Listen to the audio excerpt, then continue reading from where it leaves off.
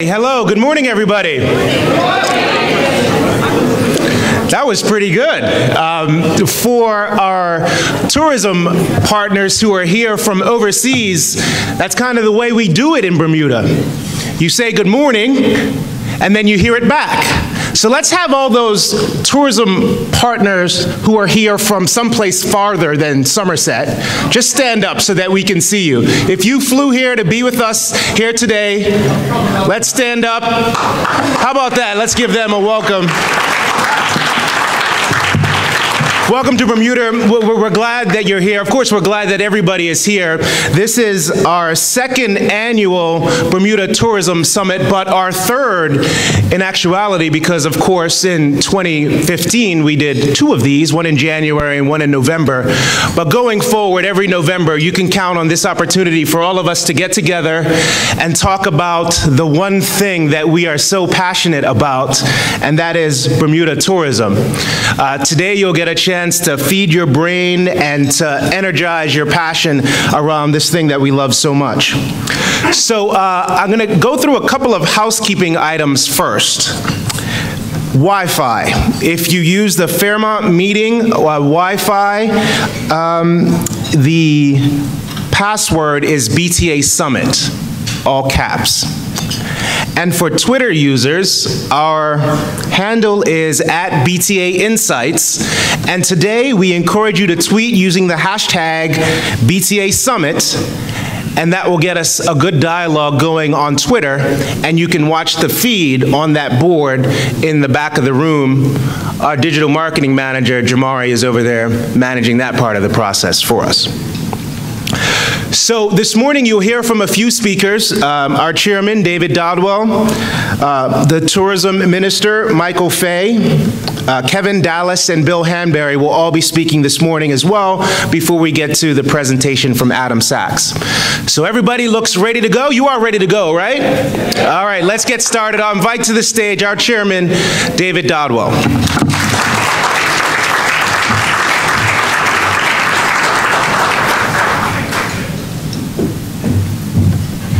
Morning, everybody. I don't know if there's anybody more passionate at starting a meeting off than Glenn, so glory in his spirit. But first of all, it's great to look out and see people deep at the end of the room, and I'm really delighted to start today off and welcome you all. Glenn, thank you for the introduction. Glenn is one part of a huge team that's actually put this summit together. It's the third one, as you probably know. So I'd like you to, I know it's the beginning, but I'd like you to join with me in applauding everybody, including a young lady by the name of Tikal, who is the busy bee that pulls all this together. I don't know where you are, Tikal, but Tikal and everybody, thank you. Hey.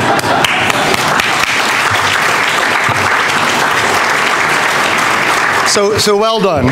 I'll try to be brief because we have a busy day today, and just kind of setting the stage for all of you. So welcome, thank you for coming.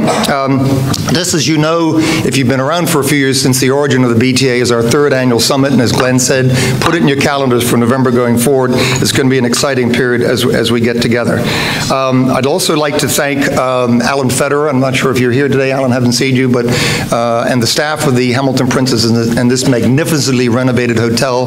It's great to be here. I know some of you are visiting from abroad or staying here. You'll get a chance to see it, and this is part of the renaissance of tourism that the minister and I talk about. This hotel is evidence of that, so it's great to see everybody here, and thank you for that. I'd also like to welcome the minister, who's the Minister of Tourism, Development, Transport, and Municipalities, and that's the last time I'm going to put all three of those words together, but thank you for coming. I think also the Junior Minister of Tourism, Kenny Bascom, is supposed to be here. I haven't seen him, and also recognize Randy Rochester, who's the permanent secretary of the minister. So it's really good to have you here, and I know we'll be hearing from the minister in a moment.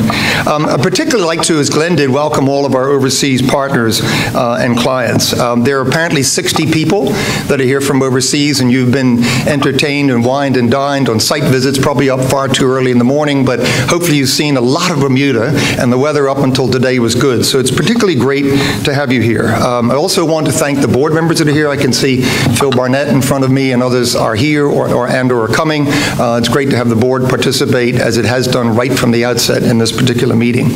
This is a partnership. This is not about the BTA. This is about all of us. And, we may be the engine that drives this. The BTA may be the engine, but it's really a collaborative effort. And nothing is going to work unless all of you are in the room, and not just physically in the room, but with us mentally, fiscally, emotionally. And I want to thank all of you for really helping to be part of this renaissance as we go forward. Bill reminded me, and we were chatting the other day, about sitting here the same time last year and understanding what's happened in the last year. And it's really nothing short of astonishing. You would have seen the numbers, and yes, we have a long way to go, but incredible numbers, incredible trends that you're seeing. And I'm going to try to stay away from a lot of facts, but there are a few things that I think we as Bermudians perhaps need to be reminded about, and then a few that our overseas visitors, if you haven't heard them already, you're really part of this renaissance. And as I said, we need you, but we want you to be part of that process going forward. We are in the process of recovering. I believe, and I think all of us believe, it's not a short-term recovery. This is now sustainable. This is a growth over the past 3 years, and the first 10 months of this year are phenomenal, and this recovery is going to go, we think, well into 2017. I'll make a couple of comments about that in a few moments. So allow me for a couple of minutes to share a few, not too many facts of really that point to where we've come and what we're doing, and increased visitor spending, vacation year arrivals, hotel occupancy. All of these up until the third quarter of this year, the end of September, point really positively to a really strong year.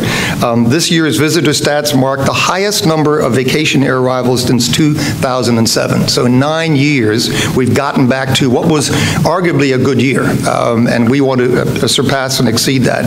Lots of other performance metrics. Hotel occupancy was up 18% in the month of September, 12% for the third quarter, and we're up from an occupancy standpoint in the hotel industry some 8% year to date when you compare it with last year. Visitor spending is up 29% up to the third quarter, and it's interesting because what we've seen is a new kind of visitor, and I see it anecdotally. When you're walking around Bermuda or this hotel, you see a much younger clientele, which is exactly what we need to sustain the renaissance going forward. And it's what Vicki and the team, all of them here, have been working towards to lower that demographic. One example of that is air travelers between 25 and 34 years old saw the largest percentage increase with 44% more vacations in that group than the third quarter of last year. And every age category of air vacation arrivals is showing growth. So it's really a good year. And if you think 16 is going to be a good year, we're really excited about 17. And yes, that looks better. And yes, you might say that it is to do with America's Cup, but it is not just to do with the America's Cup. This will help to top it off. And we love the America's Cup. Clearly, there are going to be benefits from jobs to the economy and visitor profile, media, and all the rest of it. But it's group business that's actually driving this change for next year, or this increase. Individual leisure travelers are coming. And one of the best examples, I'm going to quote Bill again, when he stood here on the 16th of November last year, he told us that future hotel occupancy pace at that time was up an encouraging 4% for 2016. That number today is 52.4% for the next 12 months. 52% for the next 12 months. A huge number, and obviously still an opportunity to grow in our shoulder seasons, but it's a really positive trend. I won't go into cruise numbers too much, but suffice to say, as I look at my friends in St. George's sitting in the table in front of me in Hamilton, we now have cruise ships coming back to both of those ports, and significant increases, and they're high luxury level cruise passengers that will obviously spend money when they're here. So enough of stats.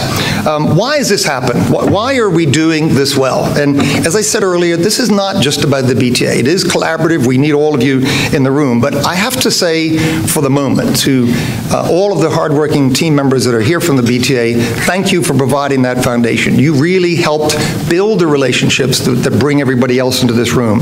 And you've worked hard over the last couple of years, and it's the rewards are coming. So you deserve a huge round of applause. If I could do this again for the staff, I'm going to do this for everybody.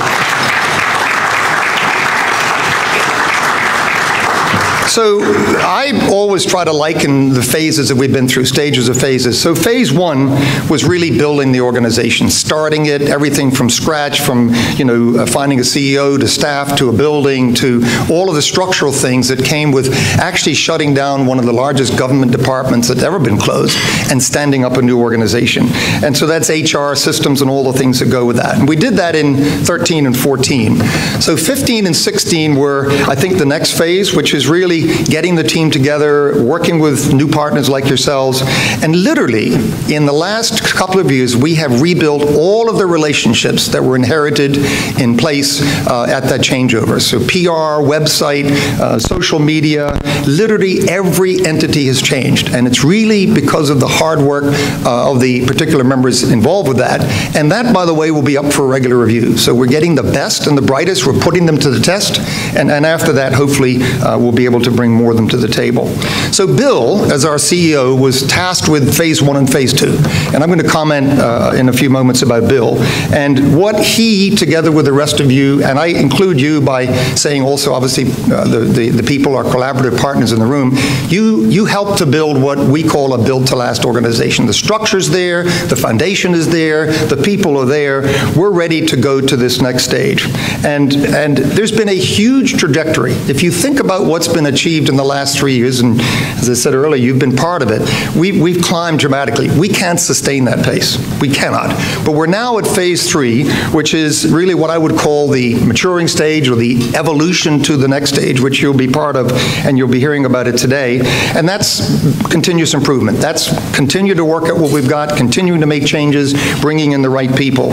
And it's great to be able to say that I'm extremely proud of getting to these next two phases. And it's interesting because as we go into phase three, we'll be welcoming a new CEO, and I'll chat about Kevin in a few moments. But the board was thinking about this when it set out after Bill's contract completed, and he said to us that it was time for him to go on. We set out to find just somebody that could take us through this evolutionary and maturing stage, and we believe we found that person. More about Kevin in a couple of minutes. So let me, if I can, introduce the Minister of Tourism and all the other words that go along with it, and tell you that I've enjoyed working with Michael immensely over the last few months. He hit the ground running. He's a doer. He's an action person. You give him something and it gets done. He pushes me, pushes us, which is exactly right, what we want. I mean, I think of the Nike commercial, just do it. That's the minister. He just got back, I think, yesterday from the Hospitality Investment Conference in San Juan. As you probably heard, we've been awarded that conference next year, which is a huge testimonial to the work of the government, to the BTA, particularly Andy Burrs. And what we have, I think, in our minister is a proactive, forward-thinking person. And it's exactly what we need to be able to take the Tourism Authority to the next stage. So, Minister, if I could welcome you to the stage, and thank you for coming.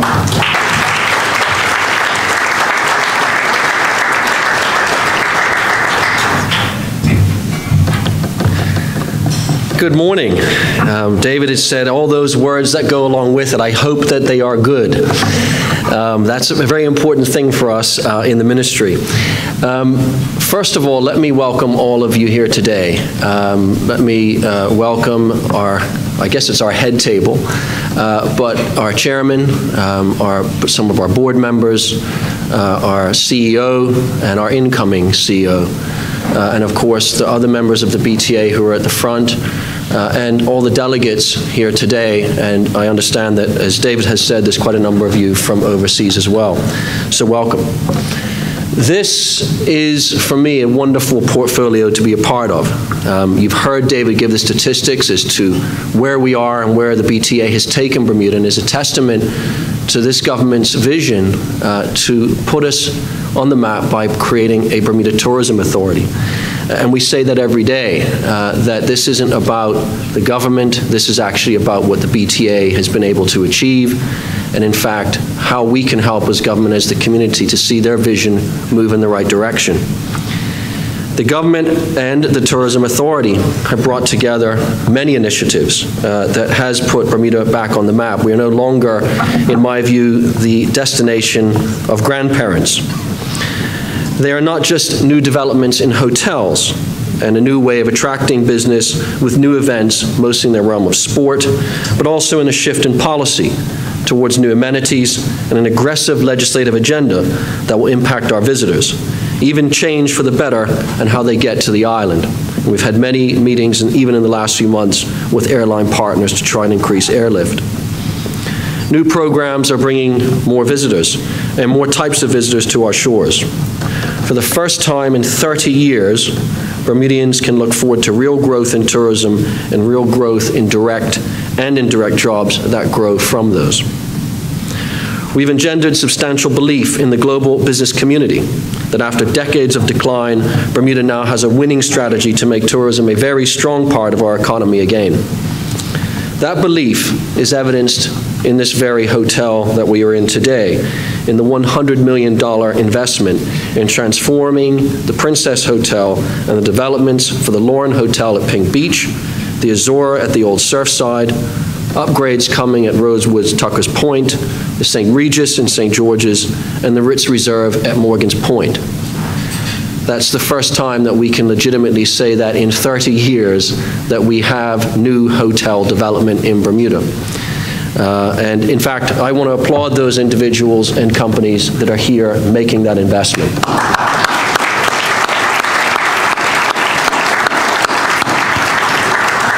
It has been a long time since we've seen this level of confidence in Bermuda.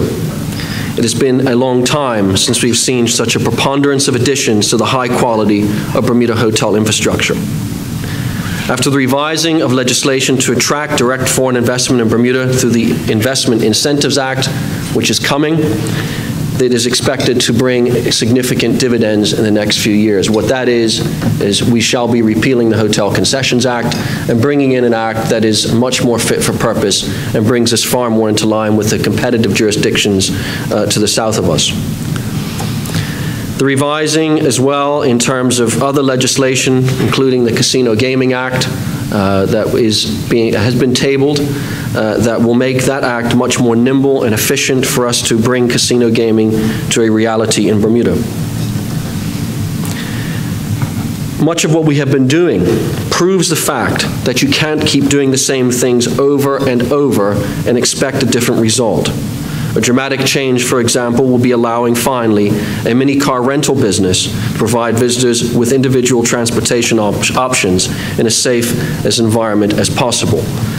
And we have gotten there. That will be debated at the beginning of next week. The BTA has been busy developing new streams of business, and there's evidence that more young people are seeing developments that can bring them back as repeat visitors. And David has given you some very good statistics on that.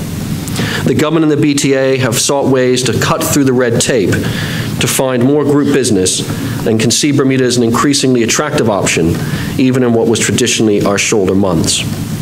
And there's no doubt that we're making real and significant progress. The America's Cup will loom large across our tourism landscape as we move into the new calendar year.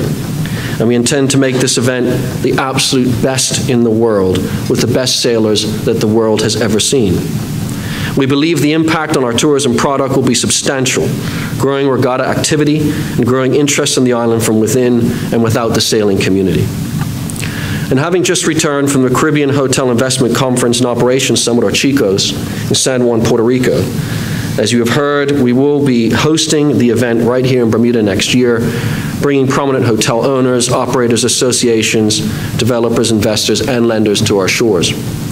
CHICOS is the Caribbean's top hospitality and tourism investment conference, also attracting those financial advisors, investment bankers, hotel architects, designers, and planners, together with hotel chain and management company executives.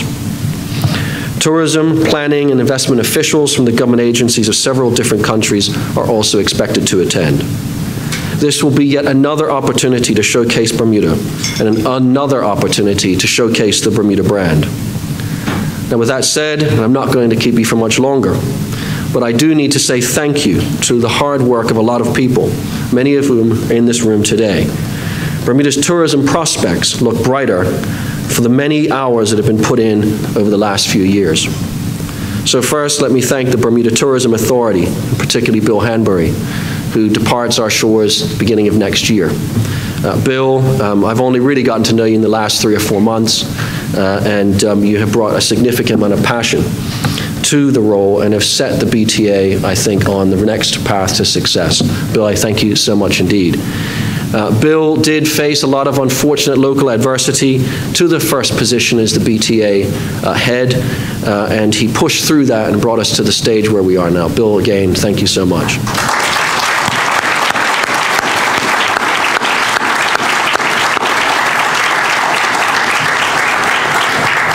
So Bill passes the torch in due course to our incoming CEO, Kevin Dallas. Kevin, welcome back home. I know that you will bring us to the next stage of the Tourism Authority. I know that there was a search far and wide, and you were the candidate that rose to the top. Kevin, welcome again home. I look forward to working with you as well. Thank you.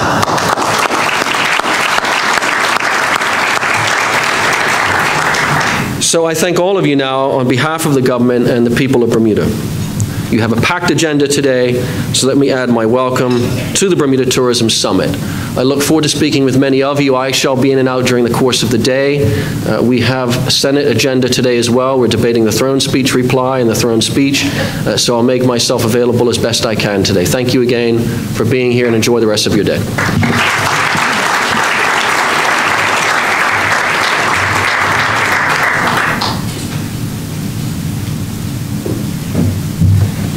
Me again. This is the second of three. Thank you, Minister. Really much appreciated. It's great to see that camaraderie and that partnership that we wanted to focus on. I'm going to take a couple of minutes, and I don't think I need to read his CV or his bio to talk a bit about Kevin and how glad we are to have him here. He is a Bermudian who's come home, as the Minister said. He brings incredible international experience to the process, and I have to tell you, the process of the search was intensive, it was thorough, and it was transparent, which we think is good, and Kevin emerged out of an incredible group of candidates. And I want to acknowledge Phil Barnett, who's sitting at the table as a board member who chaired the search committee, countless hours, and I think the result is certainly a first-class one. Kevin comes to us out of his current position, and he's now the Chief Product and Marketing Officer of WorldPay, which is an electronic processing company. And I have to look at my notes because all these digital words and all that stuff always get to me, and make sure I get this right. But he's been with this company for a number of years, and it's really great to be able to have him join us with that depth of knowledge and experience. Prior to that, he was a partner in Bain, which is a world-recognized strategic consulting company, and then prior to that, he was with the Monitor Group, which some of you may remember helped to produce Bermuda's tourism plan back in the 1990s, and he was a principal there, working on a number of accounts, Sabre Amadeus, Digital Space. As some of you may know, he had a lot to do with the development of the tourism strategic plan for South Africa. So he brings a deep level of understanding of e-commerce, the whole digital world, and I think a passion to return to Bermuda. You'll get to know him during the next couple of days. I did ask him by phone a couple of days ago if he'd be prepared to say a few words. I'm going to let him come up, and you'll look forward to meeting him. And Kevin, welcome to Bermuda. Welcome to BTA. We're looking forward to working with you.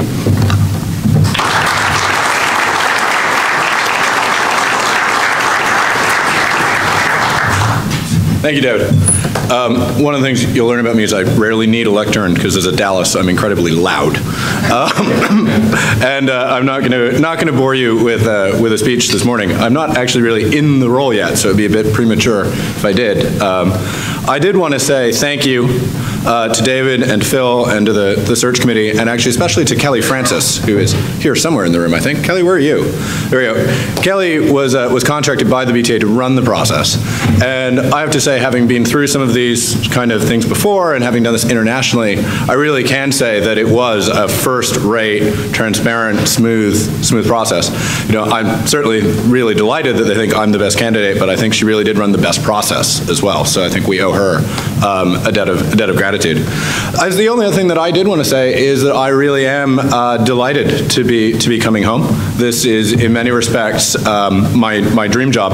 And I think when some people have said you've been working in the sort of digital space all these years, you've been working in London, why would you come back? Really, actually, there are kind of two things, and as an ex-consultant, it pains me that it's not three, because everything is always in threes. The first is there really is nowhere like Bermuda. I've lived and worked all over the world. I honestly say Bermuda is an incredibly special and different place, and I have always kind of wanted ultimately to come home. The other is kind of career-wise. I guess this is sort of full circle for me.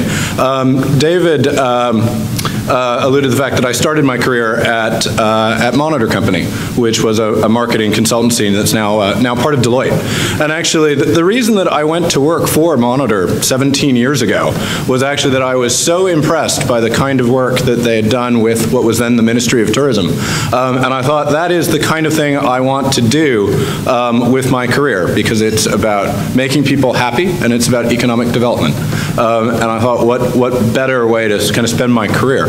And it's been quite a sort of circular route to get here, but it really does on both respects feel like I'm coming home. So thank you to the board for having faith in me, and I hope I live up to everyone's expectations. And I look forward to working with all of you. Thank you.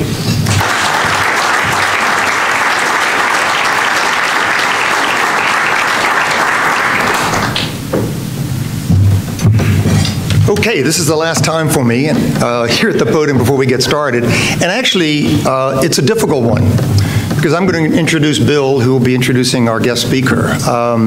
And as I thought about it, I woke up early this morning, I said, I'm not going to write anything down, because, God, I know this man incredibly well. I know what he's done. We all know what he's done. But I had to, because I felt it's important to get a few points across to you. And you all know that we're going to recognize him at some point in time before he goes. Bill, you're not getting out of that one. And Kevin officially takes over on the 1st of January. Bill finishes actually around the 6th of January. He's graciously agreed to stay on. He's going to be incredibly valuable to Kevin in the process. So thank you, Kevin, for setting the stage. I thought your remarks were very apt, and we're looking forward to working with you. Just before getting into Bill, I too, and I was remiss, and thank you, Kevin, for picking up on Kelly Francis of Performance Solutions. An amazing company, entity to have worked for, absolutely true to form, true to the process, and if it had not been for her, despite the search committee, I think you'd agree with me, Phil, she really kept us right on the line. So Kelly, thank you. I know the CEO thanked you, incoming CEO thanked you. But for a moment about Bill, so this is actually a bittersweet time. I think we're all happy for him and thankful for him as he moves back to Skinny Atlas, New York, and Valerie and his family. You deserve that. But I'm really sad to see him go, and I think a number of you will be. And it's an evolution, as I said earlier. But having worked with somebody for so long, I remember, Phil, I think you were on the boat cruise that we took him out in the middle of the Great Sound on the interview with Valerie. It was one of those classic odd shoulder season times of the year. You could see right to the bottom, and Bill said, oh my God, this is what I'm coming to. And we said, in January, probably not. But he was mesmerized by Bermuda, and this is a man that's come from upstate New York, worked in Buffalo, worked in Milwaukee, and obviously in Washington, D.C. And he came here and gave up 3 years of his life to give us the benefit of his experience and his wisdom. And I personally, Bill, I'll say this to you, I've benefited from it. I don't think I could have done the job as a chair without you as a CEO. I think that would have been really tough. So on that side, I do appreciate it. He endured, as we heard earlier from the minister, he endured a lot. And a lot of it was personal, but he gave at the same time. So Bill gave of himself through really difficult times over the last 3 years. And I said to him, as the numbers started to go north, or up, I should say, better, the thing I said to Bill was take credit for that. And it's tough when you've been through some of the things that he's been through over the past few years. But he took it to heart because he's a pro. He got right into this job personally with his wife and his family, and he got to know all of us. So it wasn't just a job to him. I think this was a passion, Bill, that you showed and you developed here. And the board, and I can speak on behalf of the board, I see Jesse and Phil are here, we're immensely grateful to you for the 3 years that you put in. It is not goodbye, it's au revoir. We will see you again. We'll hopefully see you during the America's Cup and subsequent times after that. You have a red carpet, you have a home to come back to. You really helped get us on the map. So I'm extremely important. I think it's extremely important to say that to you. We're grateful, but Bermuda should be grateful. And that is not everybody in this room, that's everybody outside this room. But I want us to show our gratitude by standing right now and giving Bill a standing ovation and thanking him for everything he's done.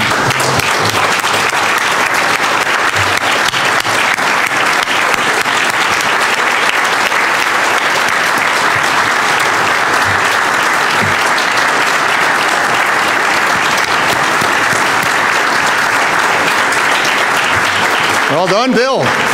Bill, come up. I'm going to introduce you anyway.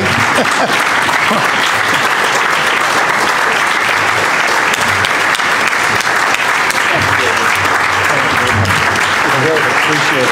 Thank you. Bill Hambury, CEO of the BTA. Thank you.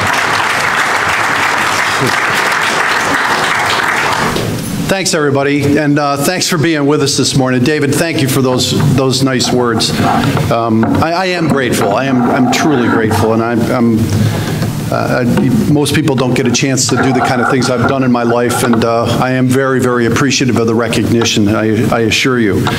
Well, welcome to the third annual summit. I'm sure you probably heard enough of the bloviation from the aficionados, so we'll get moving on to the program as soon as we can, and I'm saying that in a kind, notice I'm leaving, and I'm saying that as I'm leaving. But I will tell you this, that it really has been I've been doing this for 32 years, and David knows this. I've had 17 chairmans in 32 years, working as a CEO of nonprofits.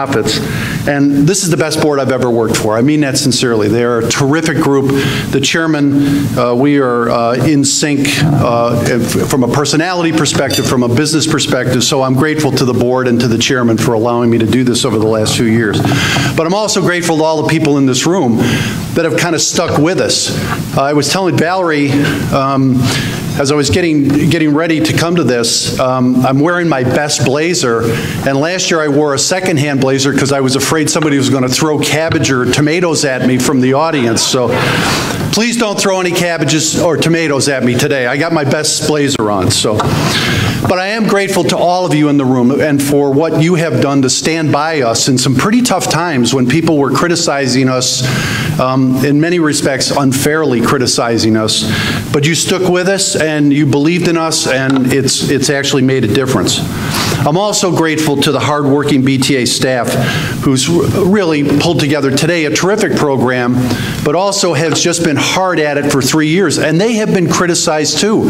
It's even been more difficult for them sometimes than me because they're actually Bermudians, and they were criticized by fellow Bermudians, and it was very, very unfair. So I'll talk about the staff in just a minute, but I'm going to try to be as short as possible.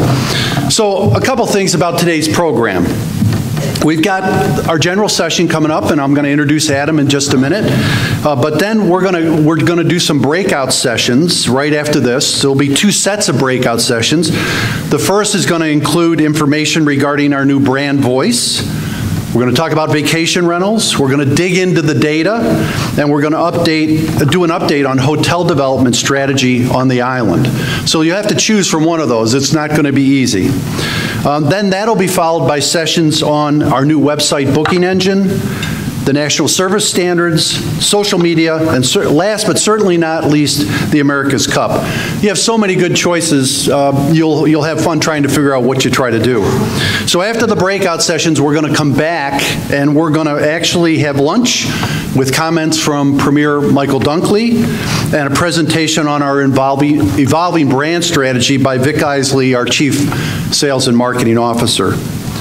Her session will be followed by 2 general sessions, one on designing experiences and the second on how emotions play in a pivotal role in travel decisions. We'll end the day with a chance to mingle at our networking reception and then enjoy some good old Bermuda hospitality. I'm pretty excited about that, by the way. Think dark and stormies and so forth. So before I introduce our keynote speaker, I do want to just make a couple comments, and I'm going to be very, very brief. The BTA is an organization that's built to last. It's going to far outlive Bill Hanbury and the current team, because what we've done is we brought the organization and the destination into a new era about effective marketing, tourism product management, and business operations. If you look under the hood of the BTA, it is a high-performance engine. I assure you, it's a Ferrari when you look at it. It's a performance-based, accountable culture focused on creating positive economic development and jobs for Bermudians. The BTA has honestly constructed a standard of excellence which rivals the best destination marketing organizations in the world.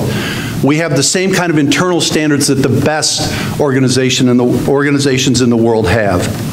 This didn't happen overnight, but now, after 2.5 years, there's no doubt that the BTA is playing a defining role in turning around a tourism economy which previously had seen decades of decline. Numbers don't lie. Numbers don't lie. And today, the long-term outlook for Bermuda tourism has never been brighter, never been brighter. And that's because of the people sitting in this room.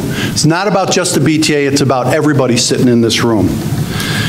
I will tell you this, though, the BTA is comprised of an extraordinary group of highly capable Bermudians.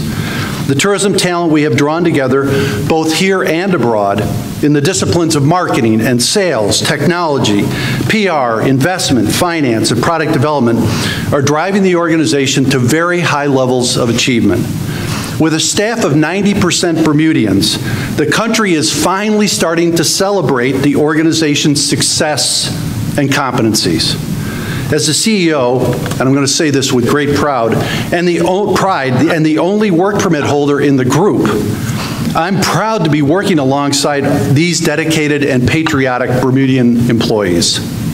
By the way, thanks to our new CEO, Kevin Dallas, this coming January, there will be no work permit holders in the BTA, so just know that.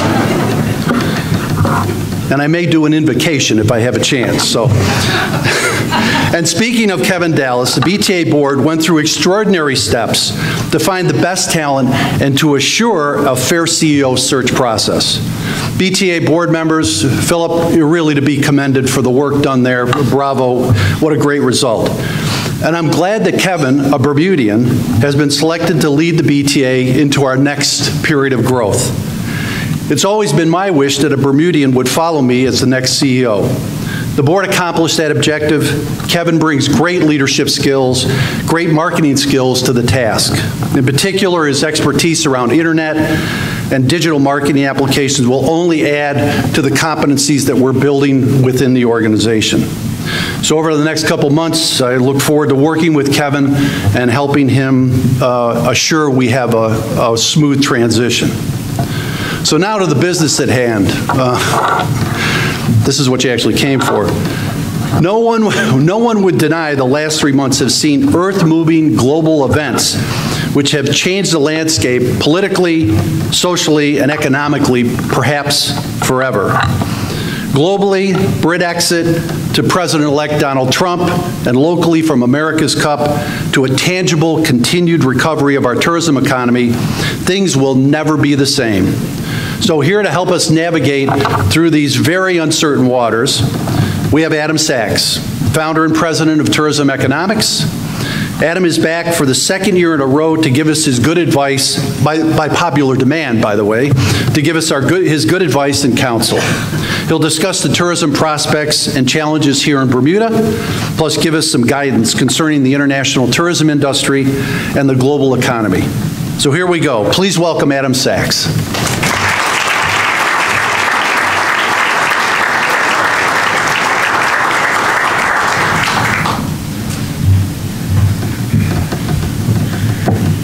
Well, good morning. So we're gonna talk about the global economy. This is gonna be exciting. I don't know why they do this to you. 2 years in a row, I look at the schedule, 8:30 to 10 o'clock, global economy, and they're gonna show up. You did, thank you so much. And you know, to be fair, economists do get a bad rap for, I don't know, well, a lot of things, but you know, having our head in the clouds, not necessarily being practical, being wrong a lot.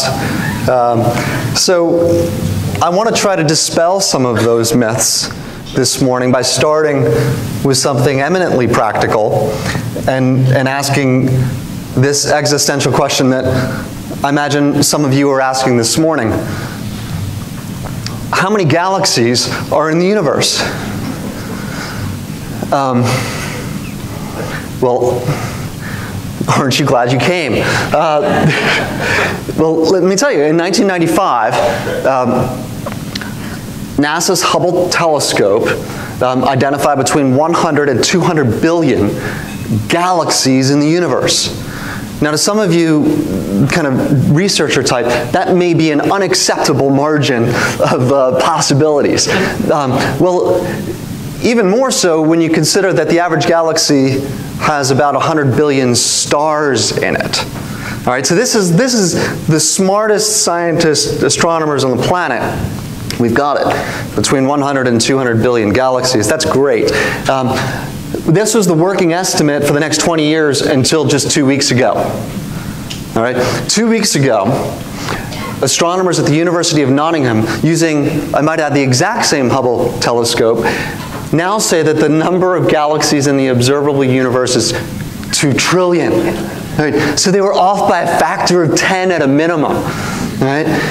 So what is the relevance of this to our time together? Well, I think it goes without saying, but I'll say it anyway. Clearly, economists are more reliable than actual scientists. And so I offer you this assurance this morning that everything that I share with you will be within a smaller error than what the best astronomers on our planet have given you in terms of the number of observable galaxies. So let's get started. A little bit of history of where we are right now. We are, and you are, part of an industry that has seen an incredible run. And in fact, we can go back all the way to 1980. I'm just going to give you this one snapshot as an Exhibit A. What I'm looking at is how US consumers have spent their money over the last 35 years. Right? And what's interesting is that spending on lodging, just as one measure of how people are spending their money on travel, has grown per capita 245% over the last 35 years. Meanwhile, GDP per capita has grown only 78%, both inflation adjusted. What it's telling us is that a greater and greater share of consumer spending is going toward travel. And this is the context within which Bermuda is competing. And I think it's fair to say that Bermuda really is back. And you know, we look at this data for literally hundreds of destinations around the world. And one of the things that over the last 20 years that I've been doing this, that I've seen consistently, time and time again, and I have an entire presentation that I'll give at times where I just show case studies of how when destinations have chosen to focus on destination marketing and invest in that, the turnaround that we have seen. And conversely, how we have seen foreboding case studies of when destinations have chosen, ill-advisedly, to defund destination marketing or to pull away from that as a priority in economic development, and what has happened in reverse to their visitor economy. Well, you are in the process of becoming a case study of what happens when destination marketing is chosen as a priority through the BTA. Of course, the cruise market has been a continued success, so you have been riding that wave. But it's in your air market that you've really seen that turnaround. So where are we now, and where do we think we're going? Well, when we look around the world globally, we do see a real shift in kind of the state of affairs relative to where we have been over the previous, say, 20 years. And that is that emerging markets are no longer the engine of economic growth.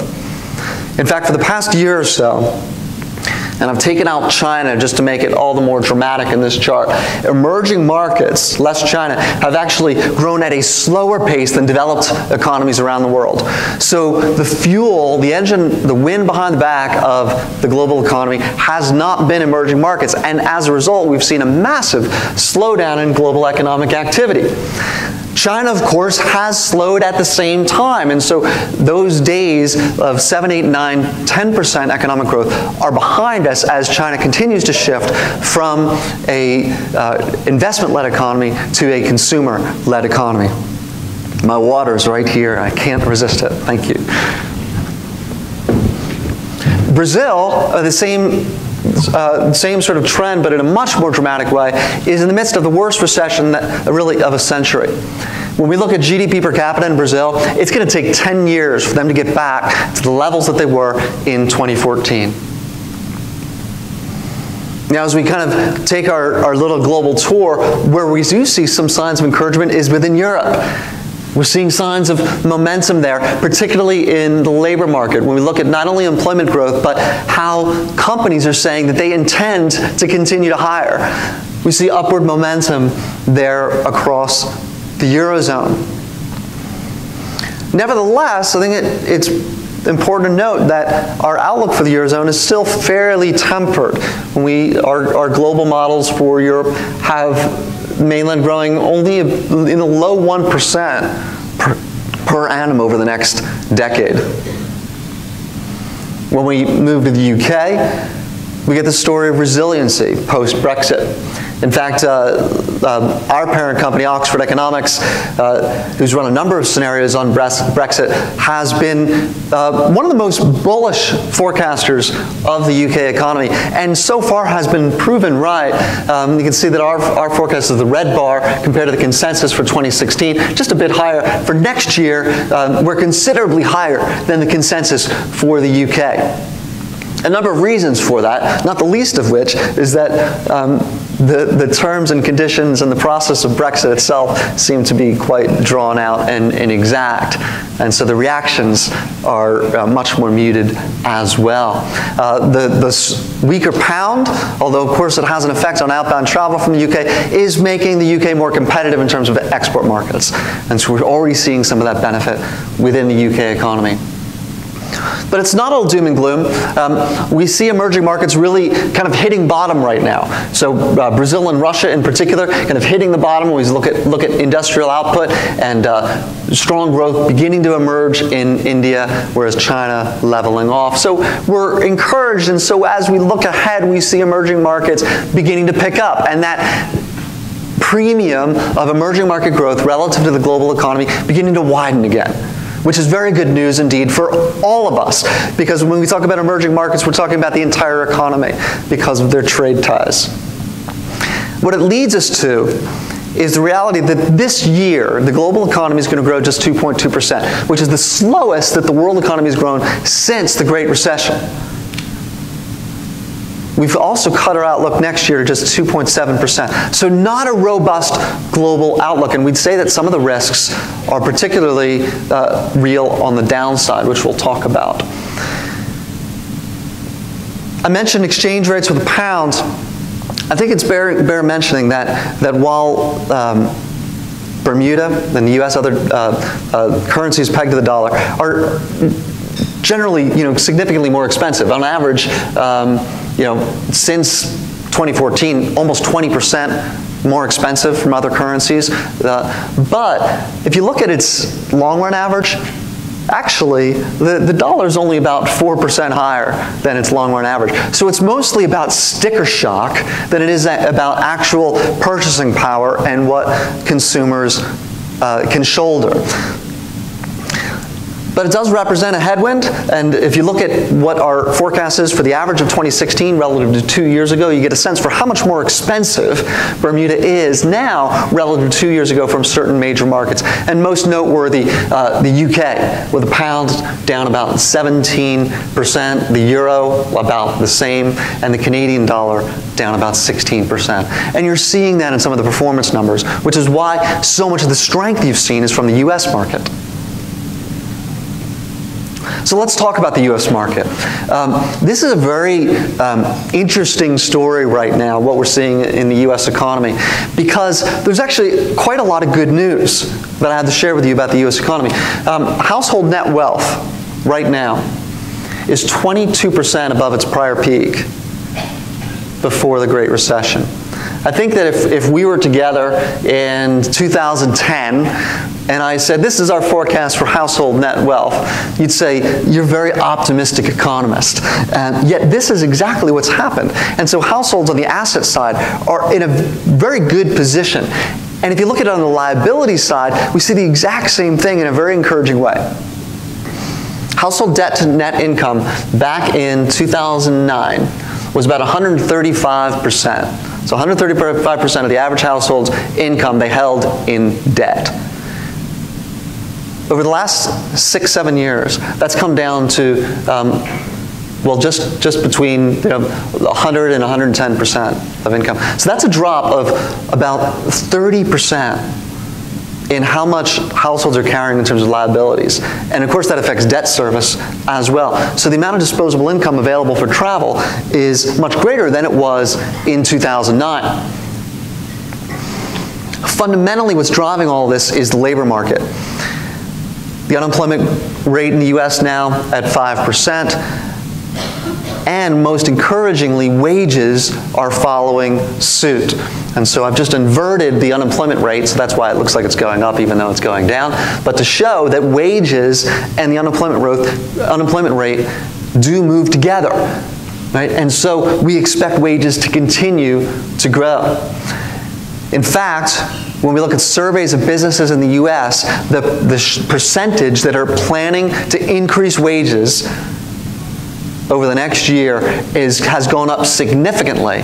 And one of the things that we economists love is when two lines move together, because it means something usually. And indeed, what this is telling us is that we expect, as that red line, which is the net percentage of companies planning to increase wages, as that's gone up, we expect actual wages to follow suit, because, well, it always has. One way to look at the health of the labor market is whether people are quitting or getting fired. Right? And I think that we can take some comfort in the reality that job gains are not going to be as great over the next year as they were over the last 3 years. The labor market is tight, right? And so we shouldn't be that concerned. But this tells us how good the labor market is, really. First of all, look at the blue line. This is the number of people getting laid off. I mean, these are historic lows. Right? People are not getting laid off. But people are quitting. Right? People are like, I'm out of here. This place stinks. And they're finding new jobs, finding better jobs. So the environment is very, very good for consumers. And that's why they remain very, very positive. If you look at the present situation, that red line, it's gone up significantly. Future expectations are a little more cautious. Why is that? We'll talk about that. All right. All right. Housing is also a source of growth, and modest growth, but we're seeing continued expansion in terms of single-family home sales, and there are drivers behind this that we've talked about: income growth, low interest rates, pent-up demand, because you can't live with your parents any longer. Right? Constraints, well, there is inflation within housing prices are going up in the US, inventories are not great, and credit is a little bit tighter. But overall, rising tide for housing in the US. So if I wanted to summarize for you the state of the US consumer, it would be in these categories: steady job and income growth, strong consumer confidence, and improved household balance sheets. All of these leading to a good outlook for leisure travel growth out of the US. And so we expect consumer spending to rise in 2017 and US outbound travel growth also to continue to expand. I shared with you a long-term view. Remember that per capita spending on lodging versus per capita GDP? Let's just dial in for a minute over the last 5 years and look what's happened. US consumer spending on lodging has grown almost 40%, whereas overall consumer spending has grown just about 18%. What we're seeing is a behavioral shift of US consumers favoring travel. And this bears very well for our industry. So that's the good news on the consumer side. Kind of leads me to a more muted view of the corporate side. In fact, we really see it as a dichotomy right now. If you look at private consumption in the US over the last couple of years and compare that to business investment, you see what I mean. Right? Business investment has been bouncing along the bottom and in some quarters actually contracting while consumers are continuing to spend. What is going on? Well, these are the factors that are weighing on business investment, and I might add business travel as well. Anemic demand for especially exports, an energy sector slowdown, uncertainty, especially now after the election, and tightening bank standards for corporate credit. All of these things have caused businesses to retrench a bit on investment. And what we've always seen is that the way that businesses behave in terms of investment, it really mirrors the way they behave in terms of travel. The global economy, as we talked about, its slowness has affected U.S. exports. And so whether you look in the blue line, you can see the exports actually contracting in recent quarters and investment along with it. Where is the slowdown coming from? Well, it actually is largely emerging markets. What's been pulling back on U.S. exports? You can see that in 2015 and the first half of 2016, that pink area, that emerging market less China, but also a contraction in demand from China itself and from Canada and Mexico. So it's a global phenomenon, a stronger dollar combined with weak global demand affecting U.S. corporate sales abroad. So now business investment is actually contracting, whether we're looking at core capital goods or non-residential business investment. And CEOs are really cautious. We look at surveys that ask CEOs about how they feel. The net percentage expecting higher capital investment in the next 6 months, that's the blue line. You can see that that's been negative now for nearly a year.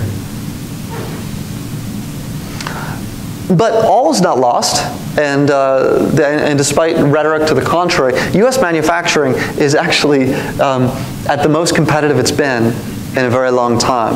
It doesn't mean it's at the largest that it's been. It's clearly not. But it is at the most competitive that it has been.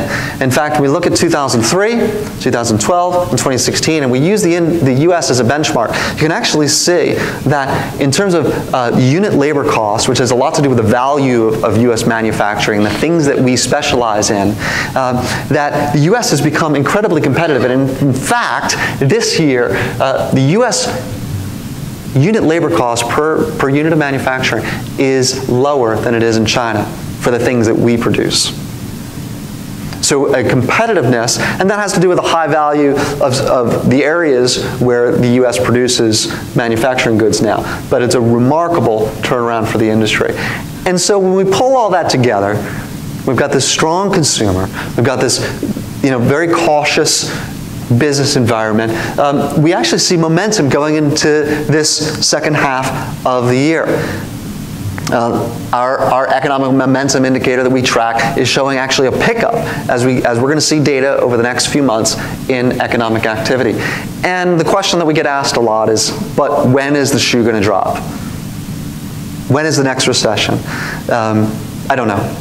But what I do know is that the indicator that we track on when recessions have occurred in the U.S., where we look at high-frequency data, is that blue line. And you can see the gray shaded areas are where we've seen recessions in the past. And what you'll note is that before each recession, that blue line gets over 50, and in most cases over 70 or 80. And it's a composite of the Chicago Fed National Activity Index, the real federal funds rate, and the yield curve. You can see almost without fail, you can see that jump up in the blue line of that composite indicator before we see a recession. Right now, that blue line is at around 10, right? So it ticked up. Are we worried? Well, it's come back down and really hasn't approached anything that would indicate that a recession is on the horizon at the moment. All right? So that is good news indeed. But when we combine it all together, the U.S. economy, we see only growing about 2%.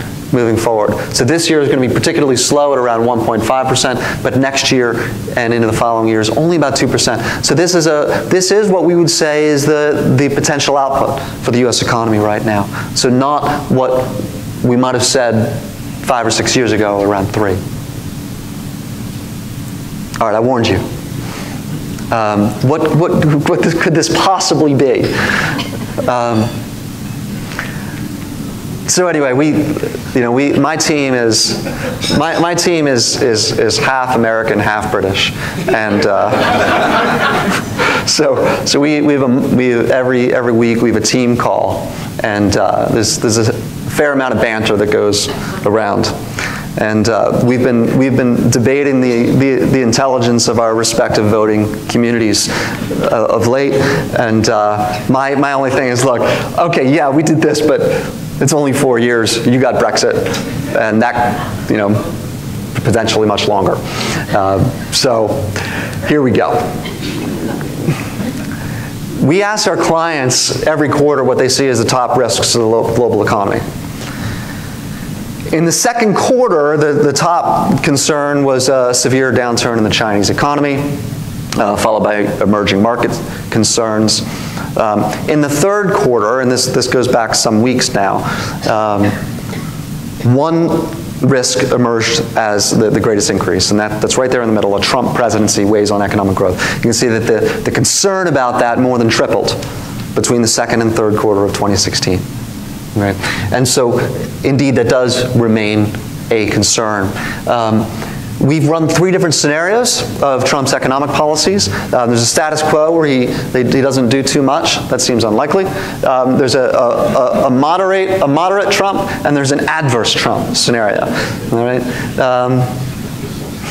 Choose your adventure.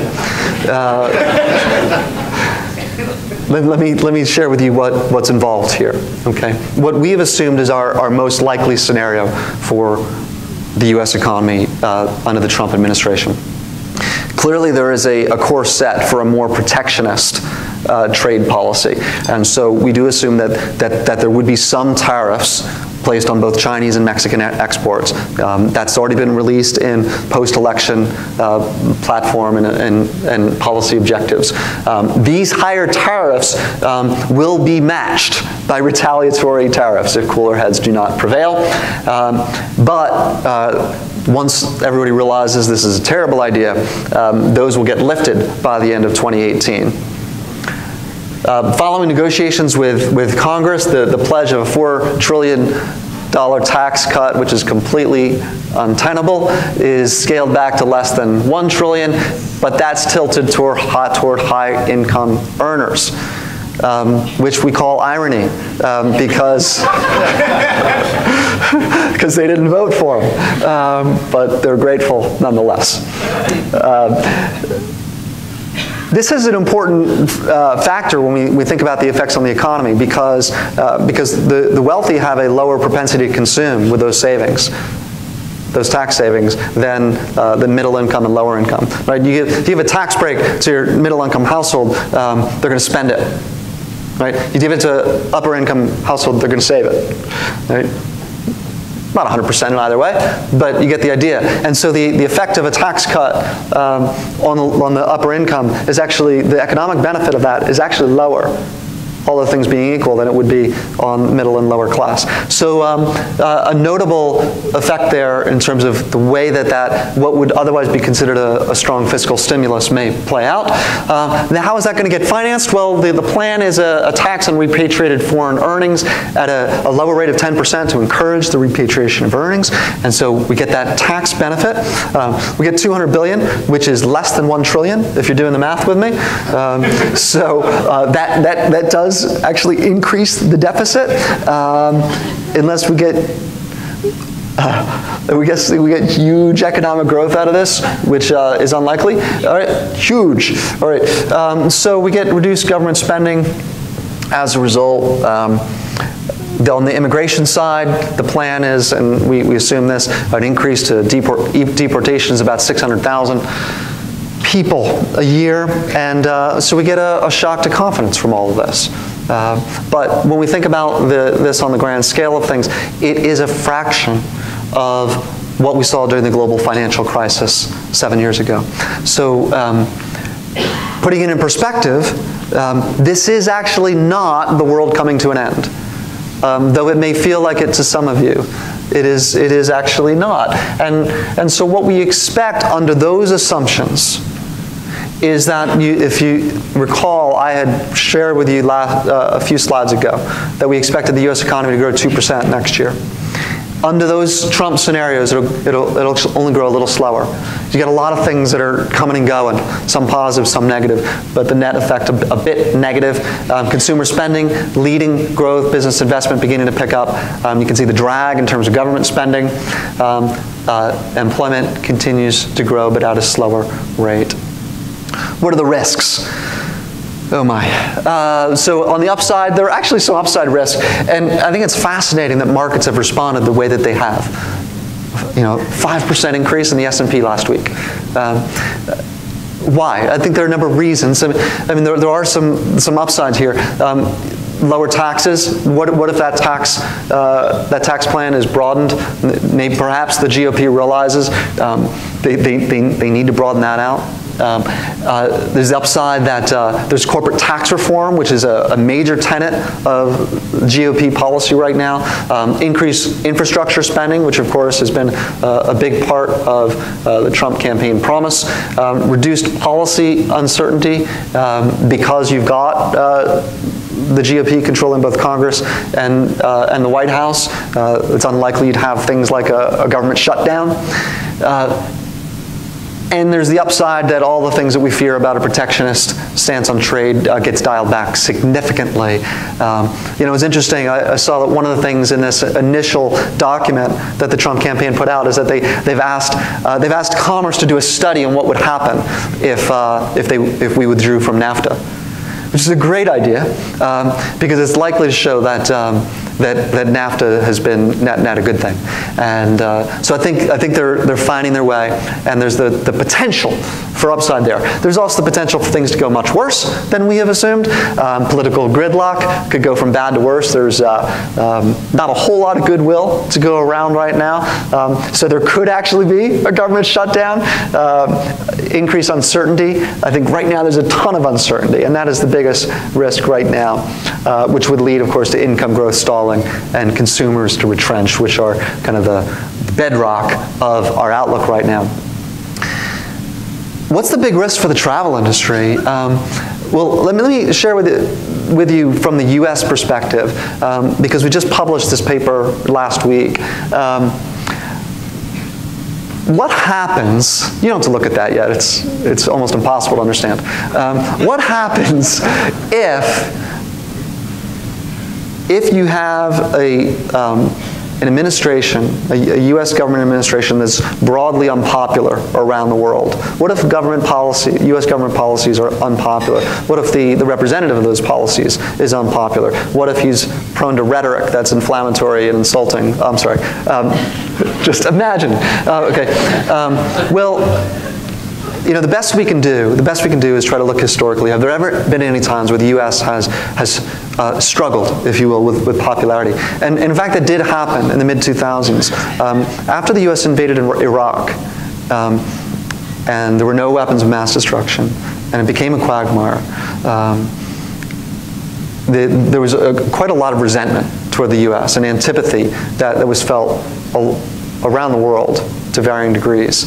And we can measure that using the Pew Research Center Favorability Index. We see it year over year. And in fact, U.S. favorability, those who saw the U.S. favorable net, those who saw the U.S. unfavorably, began to plummet. And so it raised the question in our minds, well, what happened to U.S. travel, to the U.S. during that time?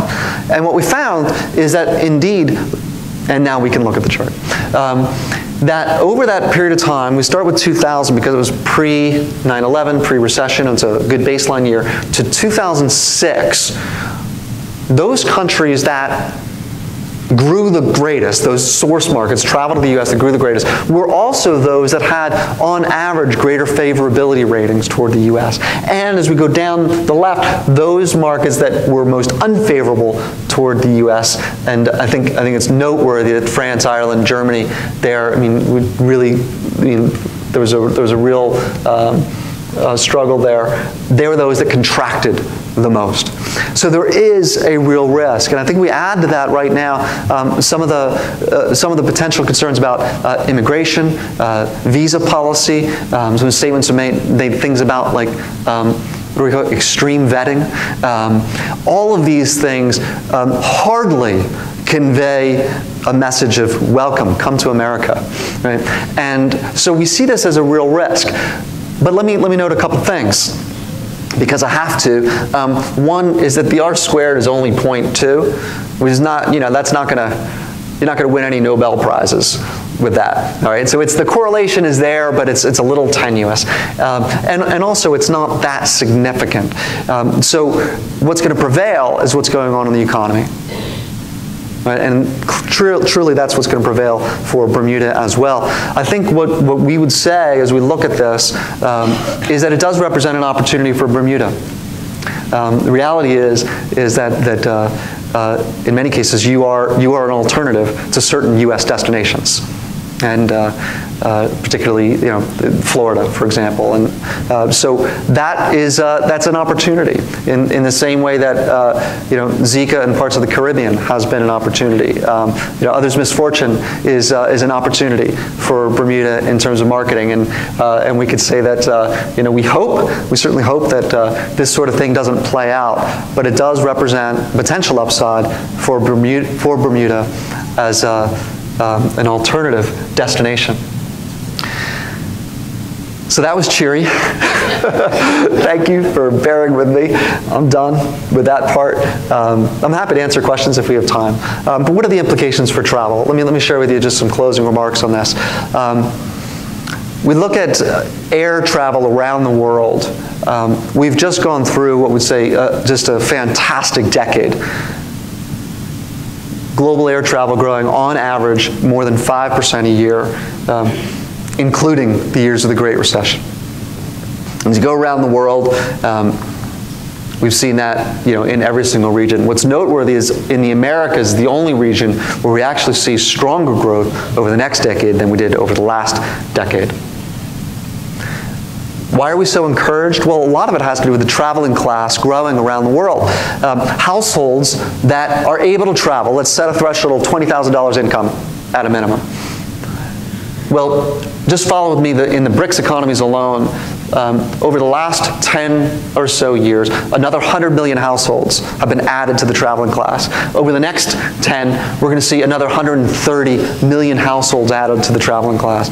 So you get a compounding effect. Not only is wealth rising, and so the propensity to travel is growing among those who already travel, but entirely new customers are emerging, appearing onto the market that did not exist a year ago, 2 years ago, 3 years ago. That's driving global travel around the world.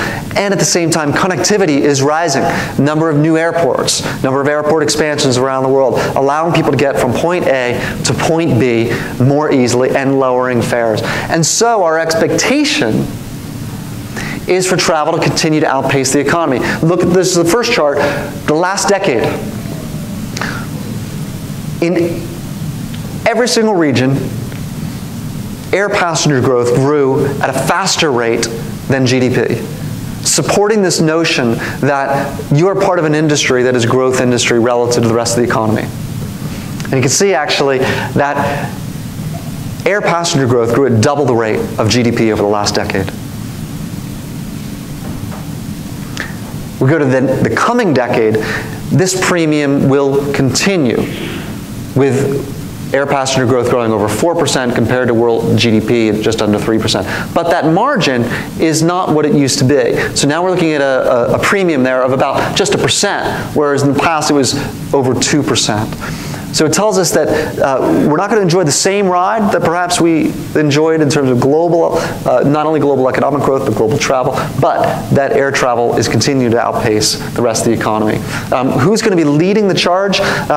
Interestingly enough, the US, in terms of the volume of new air travelers, is our second largest generating source market of air travelers because of its sheer size. And because among developed economies, it's going to be leading economic growth.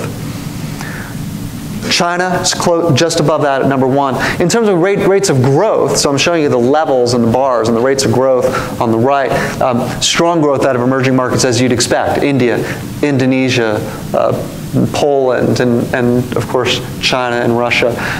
But in terms of volume, you're well positioned. Bermuda, well positioned to take advantage of growth out of the U.S. market. That state of the U.S. consumer and the competitiveness of the U.S. economy that's ongoing will continue to generate growth. We expect close to 5% per annum in terms of U.S. air travel, and over 15 million new air passengers over the next 5 years. But there are two separate trajectories that I want to call your attention to, and that is that leisure is outpacing business. No matter how we look at the data, particularly here showing among American travelers, leisure trips per employee have continued to rise over the last decade, while business trips per employee have fallen. We see it in lodging data from STR, transient growing faster than group and contract. And there are a number of forces that are happening here. Consumers, as we saw, have been dedicating an ever-increasing share of their wallet to travel. But at the same time, businesses, going back to that dichotomy concept, are increasingly cost conscious. Right? You've got the internal pressures as well as the external pressures. Travel cost management is becoming more sophisticated. In even medium-sized companies, there's now systems in place that are going to manage the amount of travel and the amount spent on travel. And of course, virtual meeting technology is a headwind for certain types of travel. So our leading indicators are showing a continuation of growth, but with leisure growing faster. Anything above 50 is showing expansion, which is telling us something very encouraging, which is that we don't see travel contracting over the coming months. And in fact, data that we look at from the Airline Reporting Corporation, where they give us pace of bookings for future air travel, shows continued strength in air passenger travel. We would have been worried a few months ago if I was presenting this data, and we only had data through May, but it seems to have been an anomaly where the pace of bookings for the next 3 months and the next 6 months relative to a year ago continue to grow very, very briskly within ARC's database. And online bookings and searches are also increasing. This is data from Adara, so they track online searches for travel around the world. And whether we're looking at bookings or actual searches, both growing at a strong pace between, well, for searches growing at about 3%, bookings actually growing about 8%, which partially has to do with adoption and changes of platforms, but it still shows continued growth. All right. Let me end here. There's one more opportunity, which I think is actually pretty staggering when I think about it. Because even while we've seen the consumer market in the US grow for travel over the last couple of decades, what's been happening at the same time is that Americans in particular are not using all of their vacation time. In fact, we determined that last year, Americans left 658 million days of vacation time on the table. And it's fascinating, when you look at it between government employees and private sector employees, this is going to blow your mind. Government employees fail to use their vacation time more than private sector employees. Why? I got asked this question just last week, but I was like, yeah, why is that? Okay, this is why. Because government employees, generally speaking, have the ability to roll over and bank those days in ways that private sector companies do not allow to the same degree. And that can be cashed out in a variety of ways that can actually create a disincentive to use that time.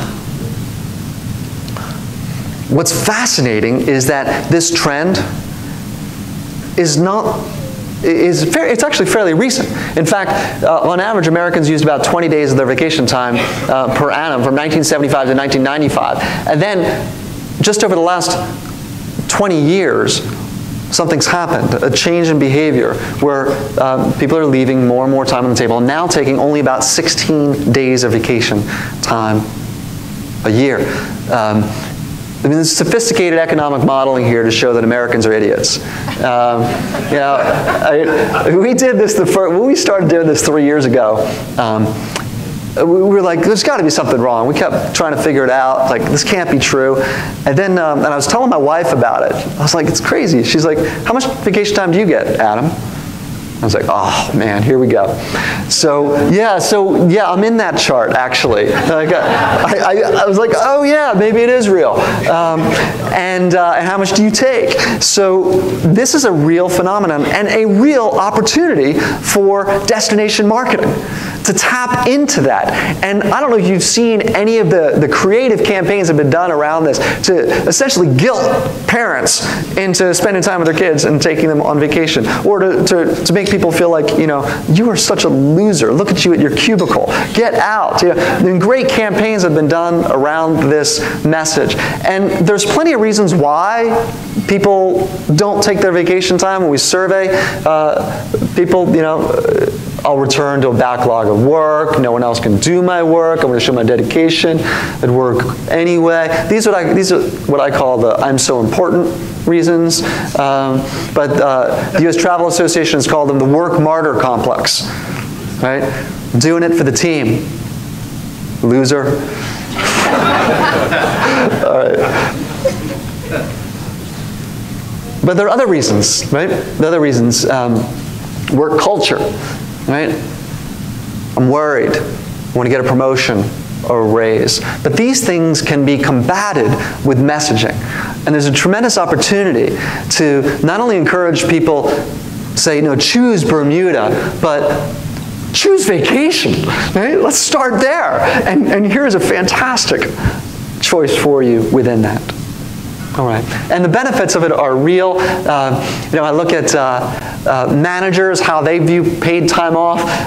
They say that the people that take their time off on their teams, it improves their health, they're out sick less, they return more efficient and productive, they got better morale, they return more focused, and when we really need them, they'll work extra.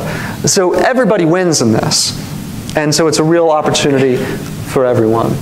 So let's some takeaways here for you, then I'll stop. The first is that the global economy is on relatively shaky ground, but we do see that turning a corner, particularly in emerging markets and things stabilizing in Europe right now, whereas the U.S., in contrast, is on relatively stable footing, notwithstanding what we'd see as real risks related to President-elect Trump. And so where's the growth going to come from? I would say that it's going to primarily come from the U.S. for you and from those leisure markets. And lastly, the universe is really big and bigger than any of us realized. So thank you so much for having me.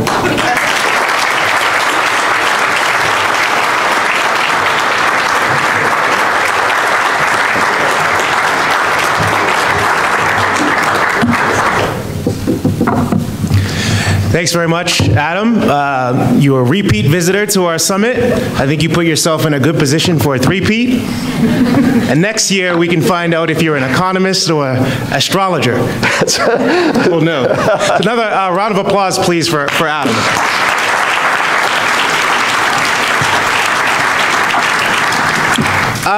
I just wanted to review some of the awesome things, really, that we've heard here in the last 90 minutes or so. Kevin Dallas said that he's delighted to be coming home in many ways. This is his dream job. Adam Sachs says it's fair to say Bermuda really is back. And our CEO said that the BTA is built to last. These are the kinds of comments that get all of us so energized. I didn't get to say before, I'm really just 1/40th of a team that is working at the BTA, and they've all been recognized today, but I just wanted to ask them to stand if they're in the room so that if you have not met some of these people, you'll get the chance to do so today. So everyone in the BTA who is in the room, please stand so that these folks can see who you are. Everybody should have a name badge on.